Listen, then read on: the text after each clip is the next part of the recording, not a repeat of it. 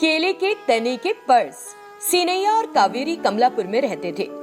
अपने छोटे से खेत में वो केले के वृक्ष लगाते थे और केले बेचकर कमाई करते थे। वो अपने बेटे मदन को शहर में कृषि विज्ञान में बीएससी की पढ़ाई करवा रहे थे। एक दिन की बात है, मदन कॉलेज में एक पेड़ के नीचे बड़ी चिंता में बैठा था। मैंने अपने माता पिता से इम्तिहान की फीस भेजने को कहा था। 1 हफ्ते से ज्यादा समय हो गया, लेकिन अभी तक कोई व्यवस्था नहीं हो पाई। अगर प्रधानाचार्य मुझसे पूछेंगे तो मैं क्या जवाब दूंगा। मदन को फीस की चिंता हो रही थी। तभी उसका दोस्त किशोर वहां आया।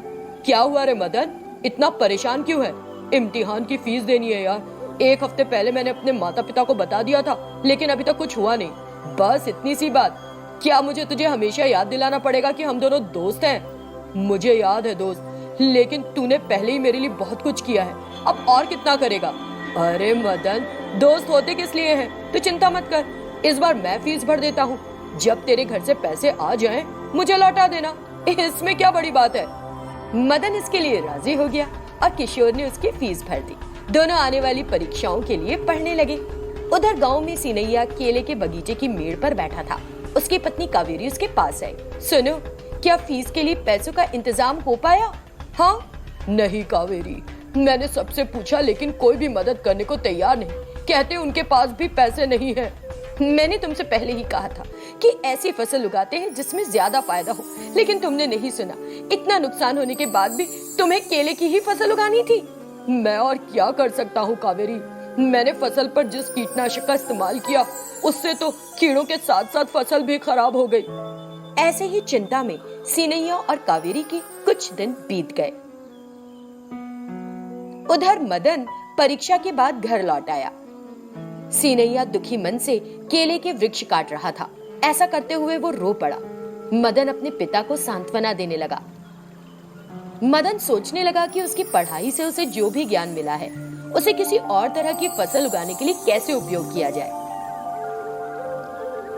उसने अपने मित्र किशोर को अपने मन की बात बताई। किशोर, मुझे इसमें तुम्हारी मदद की जरूरत होगी। जरूर दोस्त, क्यों ना तू केले के पेड़ के तने से पर्स बनाना शुरू कर। हाँ किशोर, कुछ रसायनों को मिलाकर मैं ये कर सकता हूँ। मदन ने किशोर को जरूरी रसायनों की सूची दी। बड़े जतन से किशोर ने रसायनों के कार्टन बॉक्स मदन तक पहुंचा दिए। अब हम केले के पेड़ के तने से पर्स बना सकते हैं मेरे दोस्त। फिर मदन ने केले के पेड़ के तनों को टुकड़ों में काट लिया। फिर हर एक परत को उसने रसायनों में भिगोया। भीगने के बाद वो तना एकदम फ्लैट हो गया। फिर मदन ने उसे एक आकार देकर एक पर्स की तरह सिल दिया। उसके दोस्त और माता पिता ने उसकी बहुत प्रशंसा की। तब से मदन केले के पेड़ के तने से पर्स बनाकर बेचता है। उन पर्स को लोगों ने इतना पसंद किया कि उसे बड़ी तादाद में ऑर्डर्स मिलना शुरू हो गए। बस फिर मदन पर्स बनाने लगा और अपने माता पिता की सेवा भी की। बेकार प्लास्टिक बोतलों का फर्नीचर। पटनायक नाम का एक व्यक्ति सुल्तानपुर गांव में रहता था। उसे प्रकृति को सहेज कर रखना बहुत पसंद था। उसने पूरे गांव में वृक्षारोपण करवाया था ताकि अच्छी बारिश हो। वो सभी को प्लास्टिक उपयोग ना करने के लिए जागरूक करता रहता था, क्योंकि प्लास्टिक के उपयोग ने पृथ्वी के पर्यावरण पर बहुत हानिकारक असर डाला था। एक दिन वीरा नाम का एक आदमी उसके पास आया। आओ वीरा, कैसे हो? सरपंच साहब, सब ठीक तो है? आप उदास क्यों हैं? उदास न हो तो क्या करूं वीरा, कब से मैं सबसे प्लास्टिक इस्तेमाल न करने के लिए कह रहा हूं, लेकिन फिर भी लोग हैं कि मानते ही नहीं। और प्लास्टिक की बोतलें, प्लास्टिक के कवर, प्लास्टिक के ग्लास, क्या क्या नहीं इस्तेमाल करते हैं। हर तरफ देखो तो बस प्लास्टिक ही प्लास्टिक है। एक समय में हमारा गांव सुंदरता और हरियाली से चमकता था। अब देखो तो नदियां और सड़कें प्लास्टिक और बनावटी रंगों से भरी पड़ी है।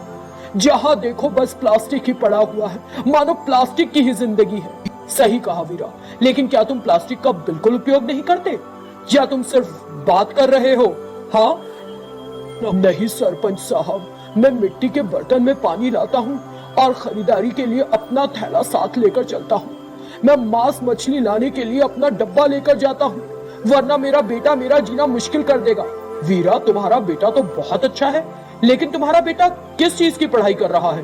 मुझे ठीक से तो पता नहीं, लेकिन मैंने हमेशा उसे प्लास्टिक का उपयोग कम करने पर कुछ लिखते बोलते ही देखा है बस।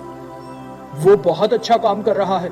जब वो आए तो तुम उसे एक बार मेरे पास ले आना, मैं भी उससे मिलना चाहूंगा। हाँ बिल्कुल सरपंच साहब, बल्कि मैं उसी की वजह से यहाँ आया था मिलने। क्या तुमको अपने बेटे की पढ़ाई के लिए पैसों की जरूरत है? बताओ कितना चाहिए? हाँ सरपंच साहब, मुझे 30,000 चाहिए। बिना कुछ बोले पटनायक घर के अंदर गया और तुरंत पैसे ले आया। उसने वीरा को पैसे दिए और वीरा उन पैसों को लेकर तुरंत चला गया।